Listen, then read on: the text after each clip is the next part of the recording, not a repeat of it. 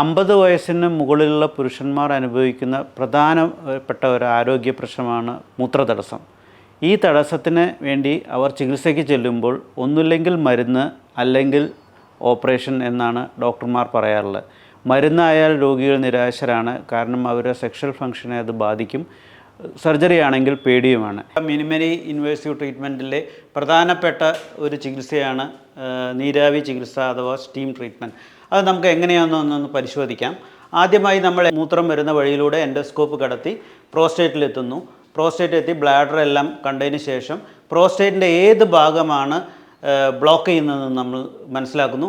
അവിടേക്ക് നമ്മൾ ഒരു നീഡിൽ പതുക്കെ ഇഞ്ചെക്റ്റ് ചെയ്തിട്ട് ഒരു 110 ഡിഗ്രിയുള്ള സ്റ്റീം അവിടേക്ക് ഇഞ്ചെക്റ്റ് ചെയ്യുന്നു. അത് ഏത് ഭാഗങ്ങളാണ് കൂടുതൽ ബ്ലോക്ക് ചെയ്യുന്നതെന്ന് നോക്കിയിട്ടാണ് ഇഞ്ചെക്റ്റ് ചെയ്യുന്നത്.